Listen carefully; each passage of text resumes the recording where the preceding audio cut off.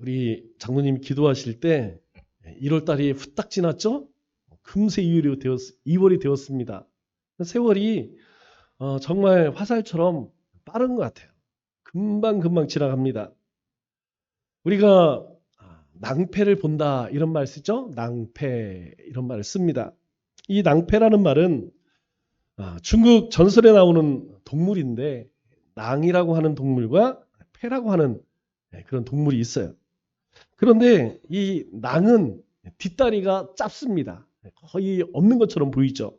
그리고 패는 앞다리가 짧아요.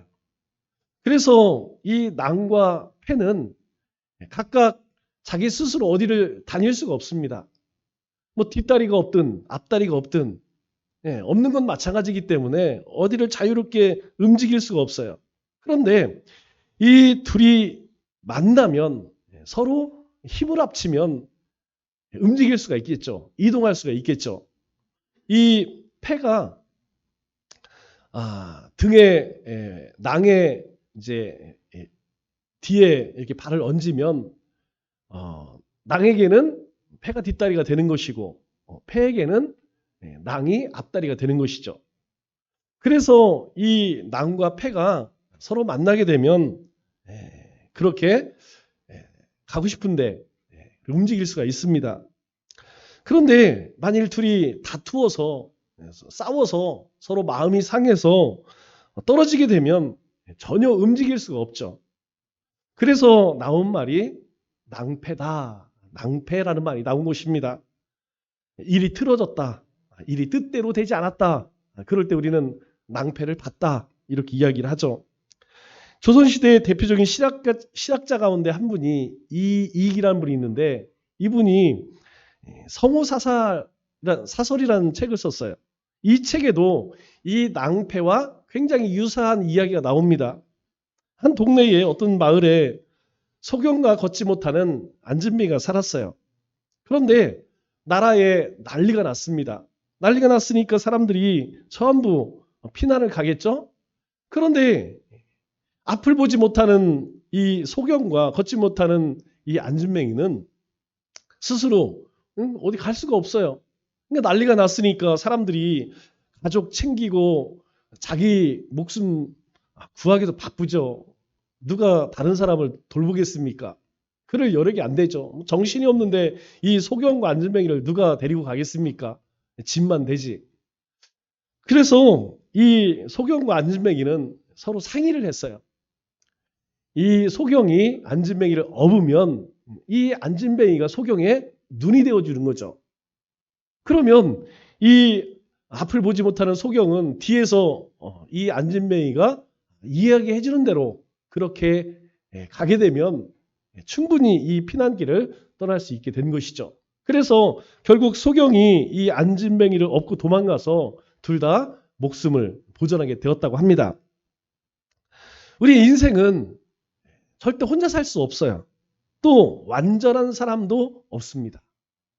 어떤 사람이라도 아무리 완전해 보인다 할지라도 이 가까이서 겪게 되면 다 한두 가지 결점이 있습니다. 단점이 있다는 것이죠. 뭔가 하나 부족한 것들이 다 있다는 것이죠. 그래서 이 없는 것, 그 결점과 단점을 바라보게 되면 매일 다투게 됩니다. 그러나 서로에게 그 단점을 보완해주면 서로의 장점으로 살게 되면 우리의 삶은 훨씬 더 넉넉해질 수 있는 것이죠. 삶뿐만 아니라 우리 신앙도 마찬가지인 것 같아요. 우리 신앙생활을 하다 보면 오늘 뒤에서 보니까 부부 같아. 커플룩을 입고 왔어요. 여러분 어때요? 정말 찬양이 아름답지 않습니까? 찬양을 정말 제일 잘하는 우리 남자 집사님, 여자 집사님. 두 분이 찬양하니까 너무너무 좋은 것 같아요. 여러분 찬양을 잘하는 사람이 있습니다. 반면에 저처럼 현찮은 사람이 있어요.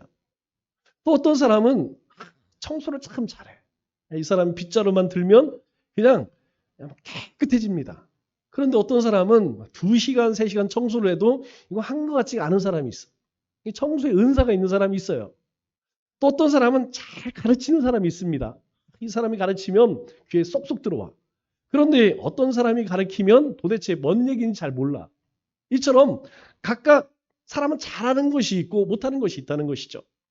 우리가 신앙생활을 할 때에도, 교회 생활을 할 때에도 이 우리의 단점들, 부족한 것들, 이게 서로가 서로에게 이렇게 힘이 되어주면 그런 단점들을 잘 메울 수 있다는 것이죠. 사도 요한은 야고보의 동생으로 베드로와 더불어 예수님의 으뜸 제자 가운데 드는 그런 사람입니다. 또 안드레와 함께 세례 요한의 제자로서 예수님을 따랐던 사람이죠. 이 야고보와 함께 우레의 아들이라고 하는 별명을 얻을 정도로 이 두 형제는 모두 성깔이 있는, 똑같이 성격이 있는 그런 사람들이었어요. 여러분, 성격이 있다는 게 좋은 걸까요? 나쁜 걸까요? 저는 나쁘지 않다고 생각합니다. 그 성격이 어디를 향하고 있느냐, 그 방향만 잘 설정되어지면 이 조금 성질 있는 사람들이 훨씬 더 일에 성과를 낼 수 있어요. 또 베드로를 위시해 다른 제자들을 제치고 싶은 불타는 경쟁심도 있었죠. 우리가 이게 사람들을 만나다 보면 성격이 급한 사람들, 그리고 승부욕이 강한 사람들이 있습니다. 이런 사람들은 이렇게 옆에서 잘 도와주기만 하면 좋은 성과들을 내요. 반면에 조금 어려운 사람들이 무엇이냐면 이 성격 없는 사람들이 있죠. 승부욕 없는 사람들, 우리말로 좀 우유부단한 사람들. 이런 사람들은 참 좋아요. 같이 이렇게 교제 나누는데 뭐 둥글둥글 하니까 크게 뭐 부딪힐 일이 없죠. 그런데 문제는 무엇이냐면 하는 것도 아니고 안 하는 것도 아니고 좀 그런 면이 있죠. 그러나 이 두 사람들이 이렇게 잘 협력을 하게 되면 또 큰 일을 이뤄냅니다. 왜냐하면 이 성질이 조금 안 좋고 좀 승부욕이 많은 사람들은 실수가 많고 다른 사람들에게 상처를 줍니다. 반면에 좀 우유부단한 사람들은 어떤 일들을 막 강력하게 추진하지는 못하지만 사람들을 잘 아우르게 되죠. 그런데 이 형제는 어떠했느냐? 그럼에도 불구하고 이 요한과 야고보는 하나님 나라에 대한 확신과 열심이 있는 그런 형제였죠. 그것을 우리가 어떻게 알 수 있습니까? 바로 세례 요한을 쫓은 것을 보면 알게 되죠. 그들은 분명 어부였습니다. 그리고 규모가 꽤 컸죠. 그럼에도 불구하고 세례 요한의 제자가 되었고 또 예수님을 만나고 예수님을 쫓게 되었던 것이죠. 그것으로 보아서 그들이 이 하나님의 나라, 영적인 일에 얼마나 관심이 많았는지 우리는 알게 됩니다. 요한은 예수님의 제자 가운데에서 가장 막내예요. 어린 나이에 예수님을 쫓게 되었습니다. 10대 후반에 예수님을 따르게 되어서 가장 오랫동안 생존한 그런 제자이죠. 요한은 무려 70년이 넘는 긴 세월 동안 예수님의 제자로서 사역을 감당했던 그런 제자입니다. 그래서 그의 이름, 우리가 보통 존이라고 하죠. 요한. 이 요한을 영어식 이름으로 하면 존이라고 해요. 그러면 요한은 그리스식, 헬라식 이름이죠? 그럼 요한의 히브리식 이름은 뭘까요? 성경에 기록이 안 돼 있죠. 히브리식 이름은 예후하난입니다. 예후하난. 이것을 줄여서 요하난 이렇게 불러요. 요하난. 이거 그리스 헬라식으로 발음을 하니까 요한이 되는 거죠. 요한을 영어로 이야기하면 존입니다. 존. 이 존이라고 하는 이름은 영어권 사람들에게 가장 많이 쓰이는 인기 있는 이름입니다.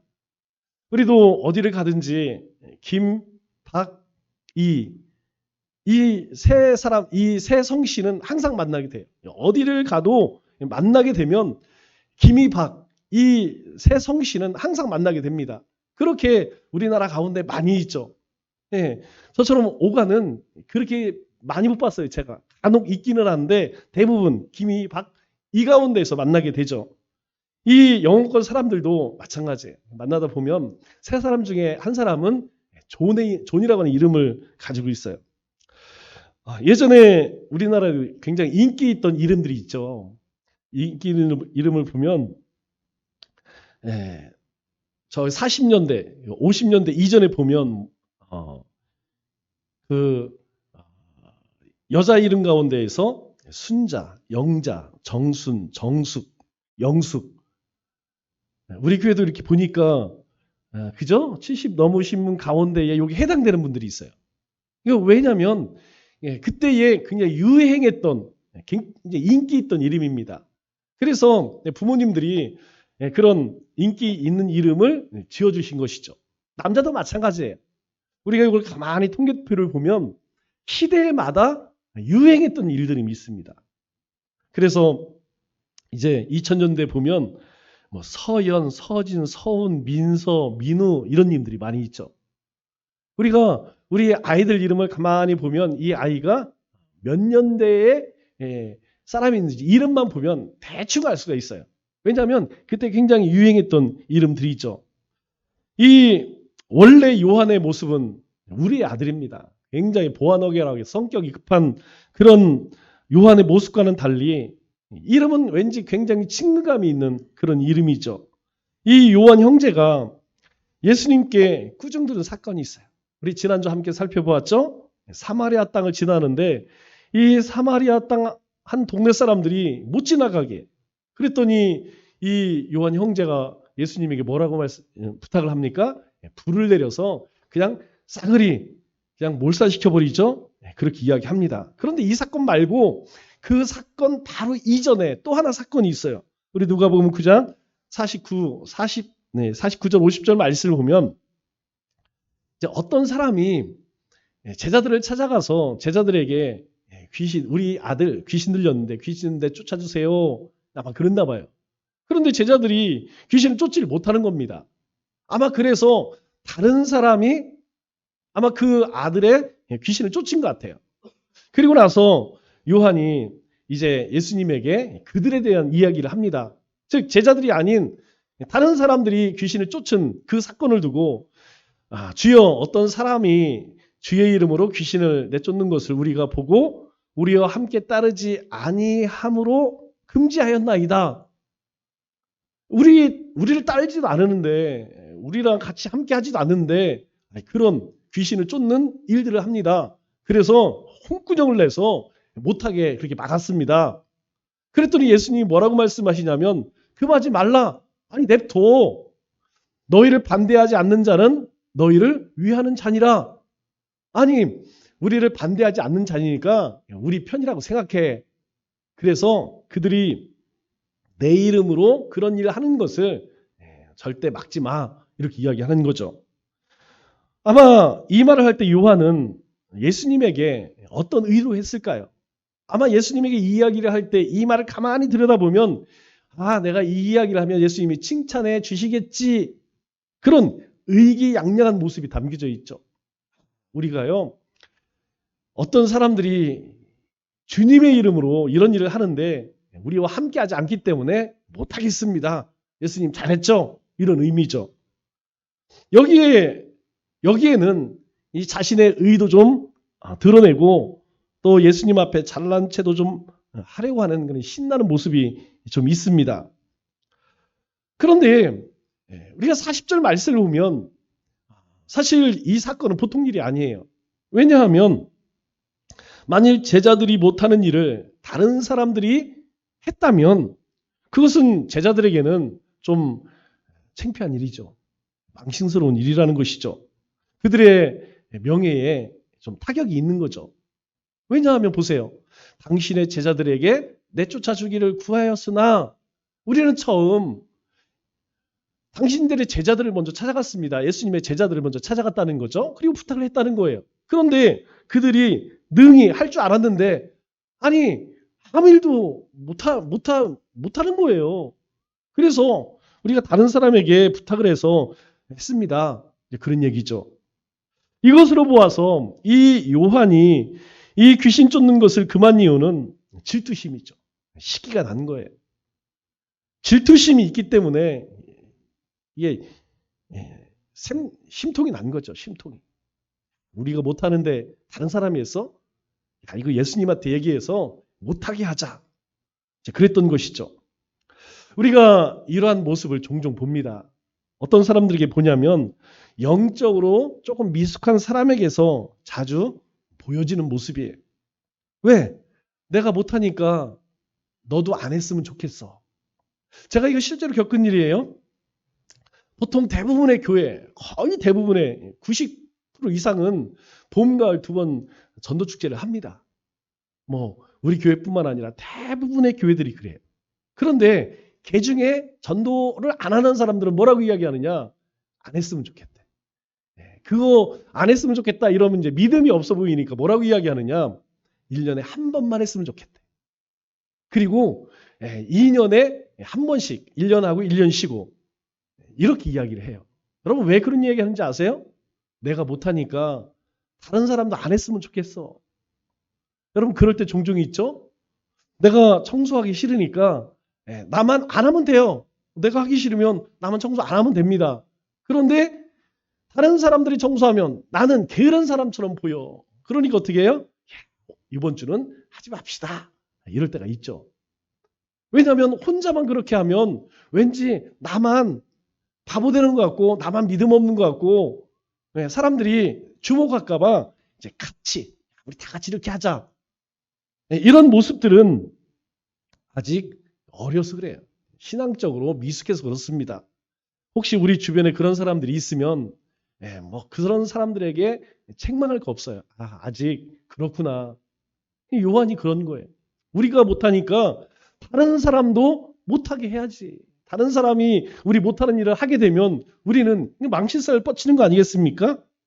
이 요한에게 있어서 이 귀신 들린 사람을 고치는 일은 그다 중요하지 않습니다.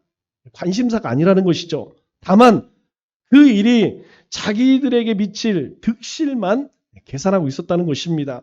자기들이 주체가 된 일이 아니라면 아무리 좋은 일이라도 회방하고 폄하하기를 주저하지 않았다는 것이죠. 그것이 하나님의 일이든 상관이 없어요. 다만 중요한 건 뭐냐면 내가 좀 드러났으면 좋겠어. 우리 제자들이 예수님을 따르는 우리가 좀 이렇게 사람들에게 관심을 받아야지. 그거 아니라면 다른 사람들이 어떤 일을 하든 그건 요한에게 중요하지 않았다는 것이죠. 여러분 우리는 어떻습니까? 우리도 주님의 나라의 일에 대해서 이것이 하나님께 영광이 되는가? 이것이 교회의 덕이 되는가? 우리 서로에게 유익이 되는가? 이것이 우리가 행하는 일, 우리의 사역이 기준이 되지 않고 이게 나에게 어떤 유익을 줄까? 사람들은 나를 어떻게 볼까? 또 이 사람들은 얼마나 내 편이 많은가?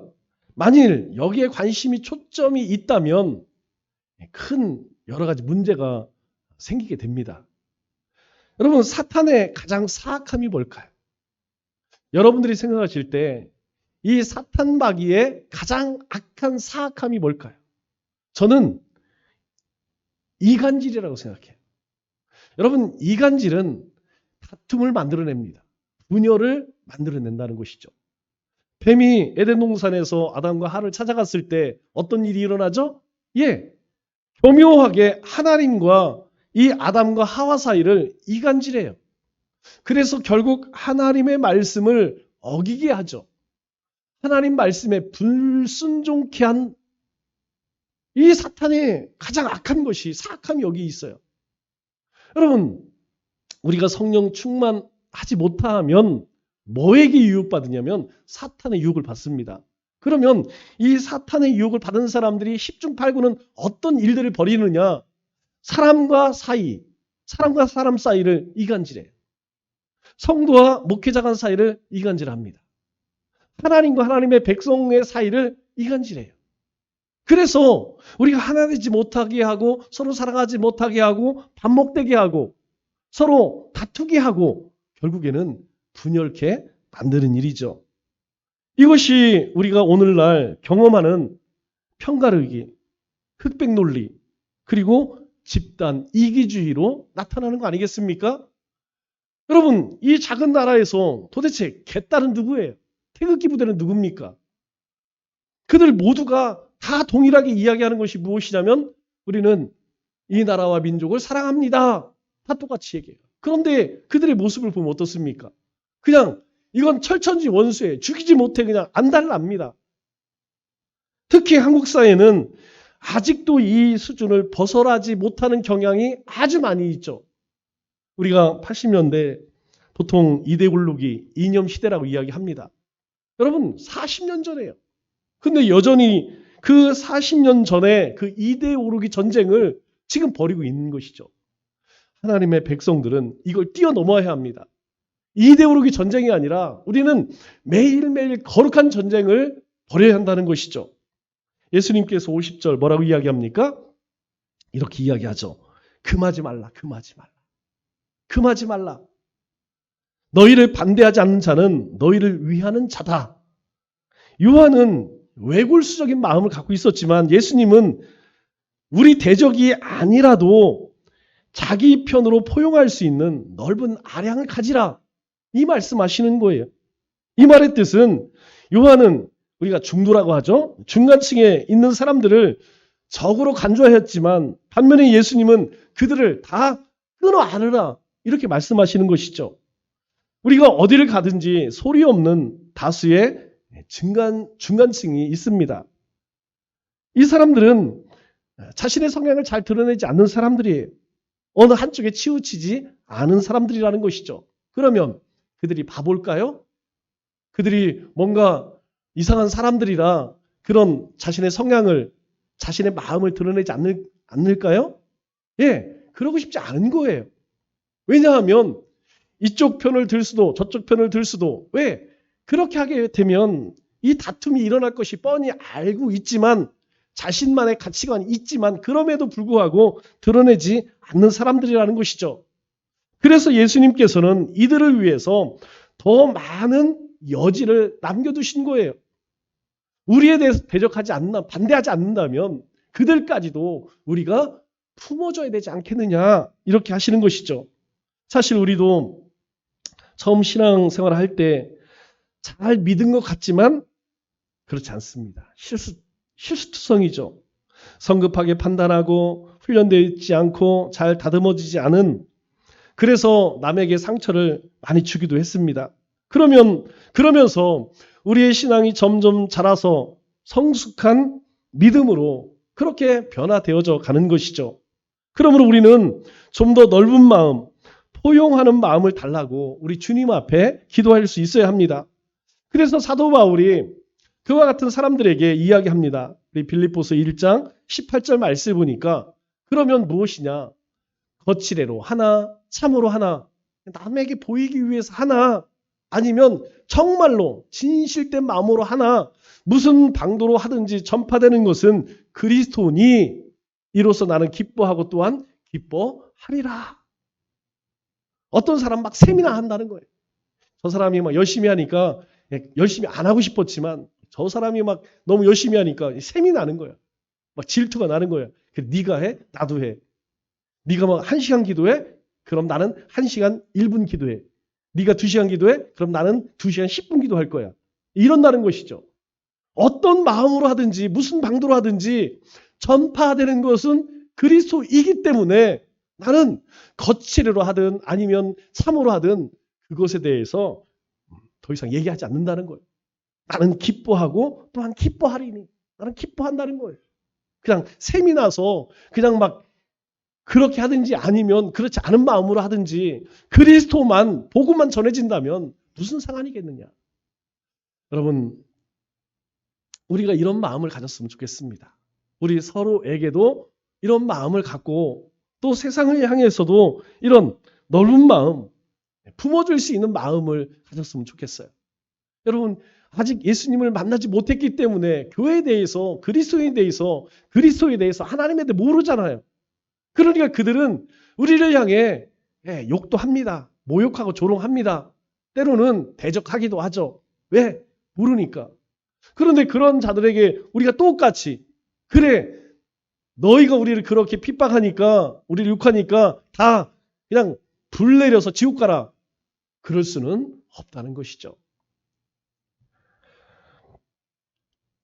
이렇게 미숙했던 요한이 이제 예수님과 깊이 교제하면서 그의 삶과 인격이 점점 변화되어져 갑니다. 변화는 그런 것 같아요. 예수님과 얼마나 가까이 교제를 했느냐 이것에 비례하는 것 같아요. 주님과 더 가까운 사람이 변화되어집니다. 주님과 가까이 하지 않는 사람은 변화되지 않는다는 얘기죠. 우리의 신앙생활의 변화도 마찬가지인 것 같아요. 우리의 삶, 우리 신앙의 변화는 얼마나 오랫동안 교회를 다녔느냐 이것보다는 얼마나 주님과 깊은 교제를 나누고 있느냐, 얼마나 주님과 가까이 교제를 하느냐 여기에 비례한다는 것이죠. 여러분 신앙생활 오래 했다 할지라도 주님과 가까이 한 시간이 없으면 여러분 바뀌어질 수가 없습니다. 예수님과 전 인격적인 교제를 나눠야 되는데 그러지 못하면 짧은 시간이라 할지라도 교회 다닌 지 1년, 3년 됐다 할지라도 예수님과 깊은 그런 가까이 한 그런 시간이 많다면 훨씬 그 사람이 더 성숙될 수 있다는 거예요. 요한은 누구보다도 가장 근접거리에서 누구보다도 오랫동안 주님을 섬겼습니다. 그래서 훗날 이 요한은 가장 이상적인 제자의 표상 그리고 예수님을 가장 많이 닮은 제자가 되었던 것이죠. 요한은 변화산에도 같이 올라갔습니다. 마지막 예수님의 겟세마네 동산에서도 예수님과 함께 있었습니다. 또 예수님의 최후 만찬 석상에서 예수님 곁에 앉아서 예수님 품에 의지하여 누웠던 사람. 우리 요한복음 13장 23절에 보면 예수의 제자 중 하나 곧 그가 사랑하는 자가 참 뻔뻔하죠. 요한복음은 누가 기록했어요? 예, 요한이 기록했습니다. 그런데 자기가 쓴 책에 자기를 뭐라고 소개하고 있어요? 그가 사랑하시는 자. 예수님이 사랑하는 자래. 자기가 이 요한복음을 기록하는데 자신에 대해서 뭐라고 이야기하면 예수님이 사랑하는 자. 이렇게 표현합니다. 그 요한이 예수님 품에 의지하여 누웠는지라. 예수님을 이렇게 기대어서 누워 있었다는 거예요. 여러분 이거 아무나 할 수 있나요? 아무나 할 수 없습니다. 제가 어떻게 하냐면 이 집에 애완견을 키우는 사람들은 금방 압니다. 집안 식구들이 다 있어요. 여러분 이 집안 식구 가운데 애완견이 누구 곁에 가서 이렇게 누울까요? 이 강아지들이 귀신 같아요. 자기를 사랑하는 사람 알아요.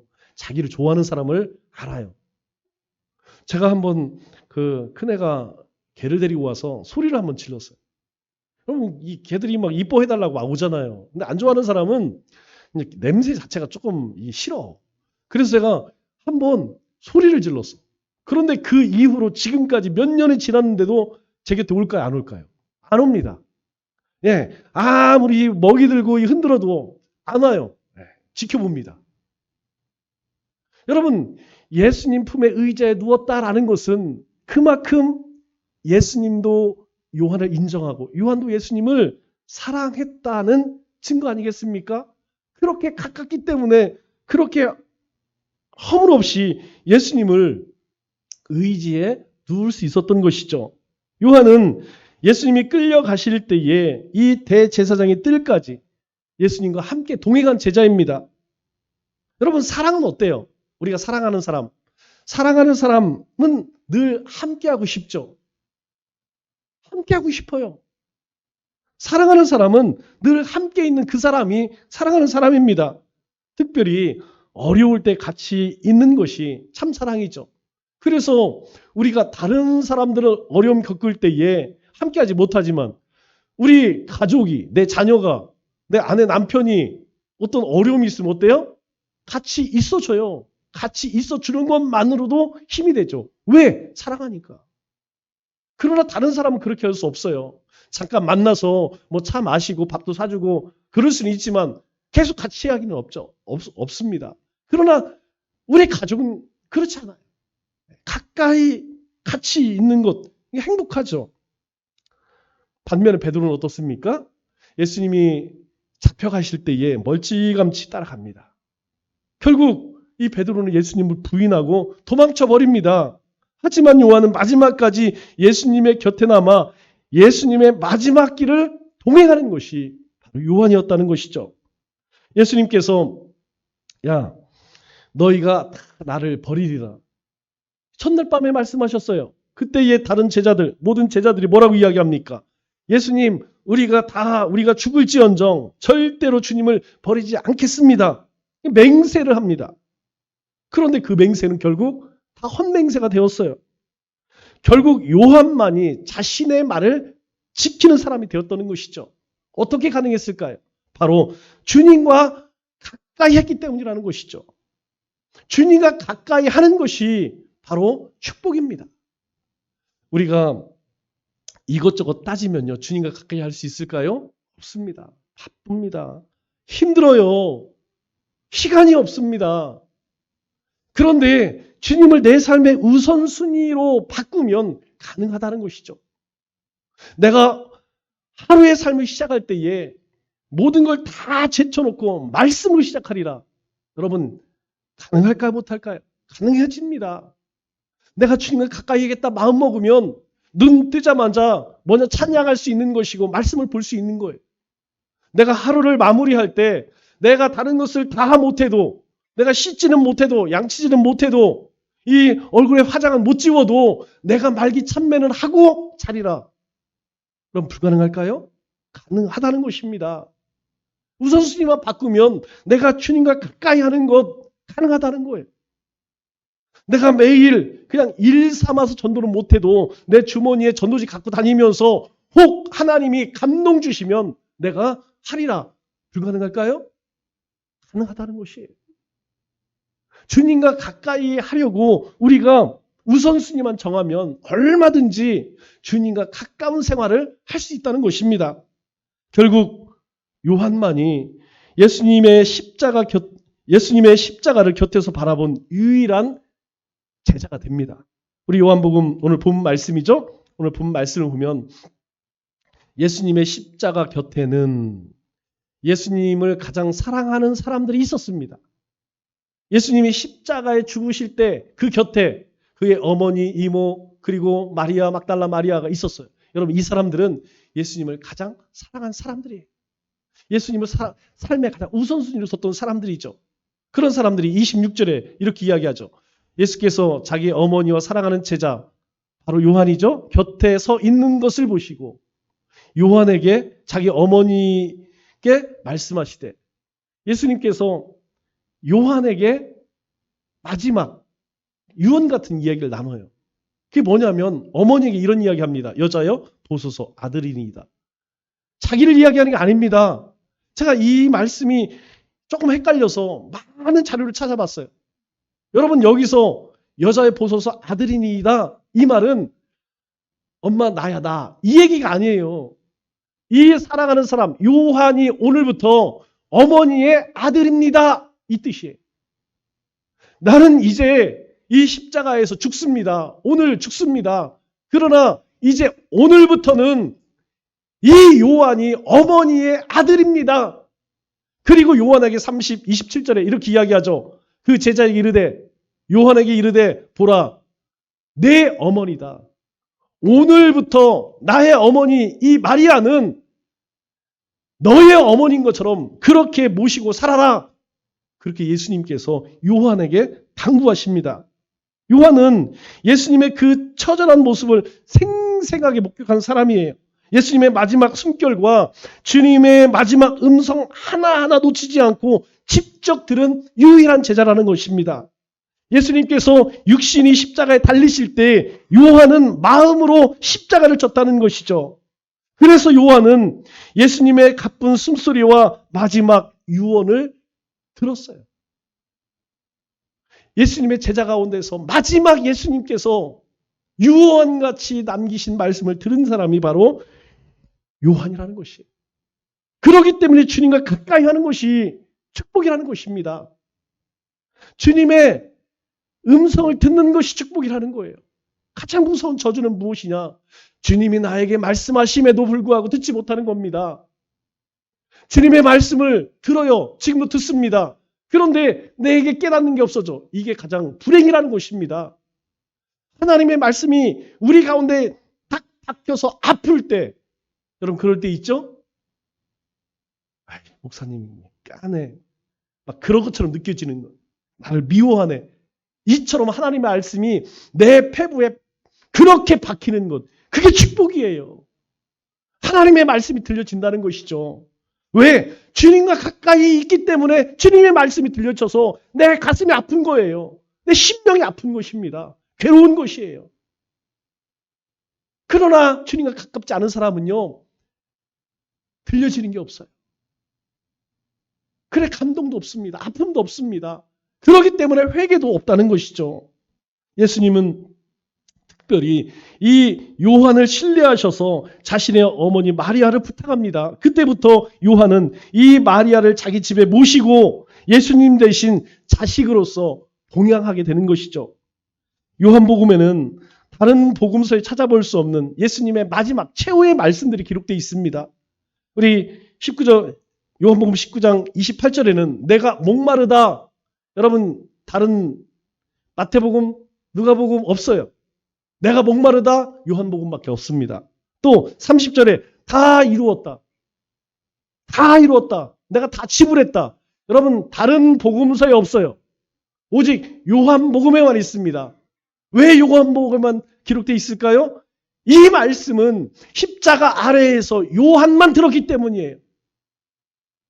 그리고 요한은 군병들이 마지막 예수님의 옆구리를 찔러서 물과 피가 나오는 모습을 직접 보았습니다. 그리고 아리마대 사람 요셉이 예수님의 시체를 안장하는 것까지 다 지켜본 사람이 바로 요한이라는 것이죠. 그래서 요한은 예수님의 부활 소식을 듣고 가장 먼저 무덤으로 달려갑니다. 우리 20장 4절 말씀을 보니까 이렇게 말씀하고 있어요. 둘이 같이 다름질 하더니 같이 달려가요. 둘. 그런데 그 둘 중에 하나가 누구예요? 그 다른 제자가 베드로보다 이렇게 이야기해요. 두 사람이 예수님의 무덤을 향해 달려가는데 그 중에 한 사람은 베드로보다 더 빨리 달려갔다 이렇게 이야기합니다. 그러니까 베드로와 어떤 사람이 있어요. 그 사람이 누구냐? 바로 자신이에요. 이 요한복음을 쓴 요한 자신입니다. 같이 출발을 했어요. 같이 예수님이 살아나셨다는 부활의 소식을 듣습니다. 같이 달려가요. 그런데 베드로보다 더 빨리 달려가서 먼저 무덤에 이르러 베드로와 같이 소식을 들었지만 요한이 먼저 다름질하여서 무덤에 도착했다는 것이죠. 왜 그렇습니까? 적어도 다른 제자들보다 요한은 예수님을 더 사랑했기 때문에 그 사랑했던 예수님이 다시 살아났다는 소식을 듣고 그 발길을 재촉할 수밖에 없었던 것이죠. 우리 아들이, 우리 자녀들이 아마 남자아들은 다 군대에 갔다 오죠? 여러분 퇴소를 합니다. 여러분 그 아들을 만나기 위해서 누가 먼저 달려갈까요? 여러분 삼촌, 이모 여러 사람이 간다 할지라도 그 자식을 향해 가장 먼저 달려가는 것은 부모예요. 부모. 내가 낳았고 내가 키웠기 때문에 제일 반가운 사람이 누구냐? 부모예요. 이 사도 요한도 마찬가지였다는 것이죠. 예수님을 정말 사랑했기 때문에 가장 먼저 달려갈 수밖에 없었어요. 반면에 베드로는 어땠을까요? 똑같이 달려갔는데 왜 요한에게 처지게 되었을까요? 달려가면서도 아마 머릿속에는 5만 가지 생각이 들었을 겁니다. 예수님께서 전날 분명 나를 3번 부인할 거야. 이거 그럴 일 없어요.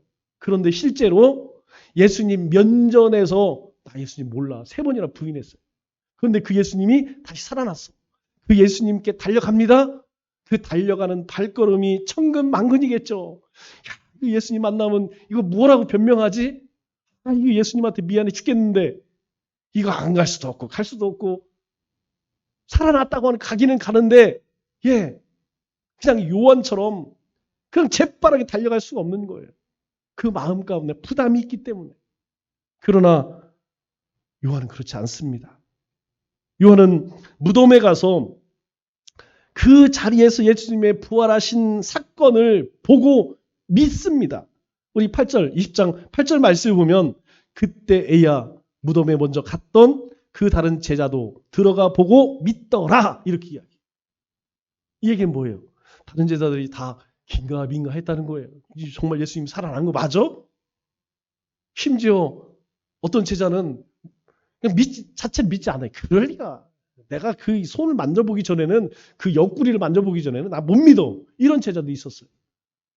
그런데 가장 먼저 달려갔던 그 제자는 그 자리에 예수님이 계시지 않은 것을 보고 뭐라고 이야기해요? 믿더라. 이렇게 이야기해요. 이렇게 요한은 예수님과의 친밀한 교제를 통해서 이전에 배타적이고 성미가 급하고 야심만만하고 편견과 이기심이 많았던 사람이 어떻게 변화됩니까? 헌신과 친절과 사랑의 사람으로 그렇게 변화돼요. 천지분간하지 못하던 이 우리의 아들이 예수님의 사랑을 통해서 사랑의 사도로 바뀝니다. 사랑을 받은 사람이 진실로 사랑할 수 있는 거예요. 사랑받은 사람이 사랑하는 거예요. 사랑이 뭔지, 희생이 뭔지 알게 되는 겁니다. 사랑받지 못한 사람은요, 쉽게 마음을 주지를 못해요. 자신을 희생하지 않습니다. 왜? 그런 걸 보지 못했기 때문에. 여러분, 우리가 우리의 자식을 위해서 사랑을 쏟고 자식을 위해 희생합니다. 왜 그렇게 할까요? 내 부모님이 나를 위해 그렇게 했어요. 내가 자라면서 나를 위해서 그렇게 사랑 베푸시는, 희생하시는 부모님을 봤어요. 그렇기 때문에 우리의 자식에게도 아낌없이 그렇게 행하는 것입니다. 요한이 사랑의 사도가 된 것은 그만큼 그가 사랑을 많이 받았다는 증거라는 것이죠. 그래서 요한은 자신을 뭐라고 이야기해요?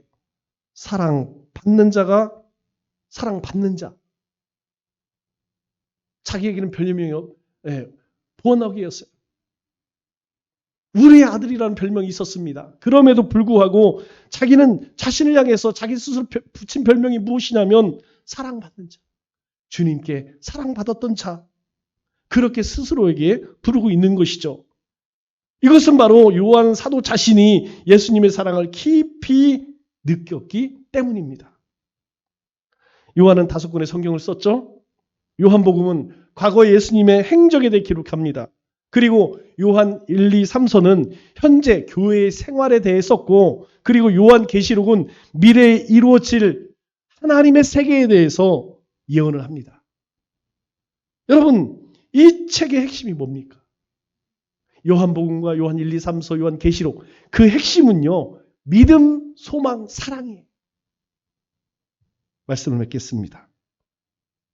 예수님을 위해 죽는 것도 귀한 일이지만 예수님을 위해 사는 것은 더 귀한 일입니다. 요한의 형제 야고보는 최초로 순교한 제자가 되었습니다. 하지만 그의 동생 요한은 제자 중에서 최후까지 남아 복음을 전했습니다. 요한은 매맞고 고문당하고 옥에 갇히고 도미니아노 황제 치하에 있을 때 밤모섬에 유배당했다가 99년경 풀려나 에베소로 돌아와서 100년경 90세의 나이로 주님의 부르심을 받았습니다. 베드로가 교회의 기초, 질서를 세웠다면 사도 바울은 교회의 기둥인 교리를 세웠습니다. 반면 이 사도 요한은 교회의 내면을 사랑으로 채우는 제자였다는 것이죠. 올 한 해 요한과 같이 주님과 깊이 교제함으로 우리의 인격과 삶이 변화함을 받아서 사랑과 헌신과 열정이 충만한 사명자의 삶을 사시는 우리 믿음의 권속들 다 되시기를 주님의 이름으로 축원합니다.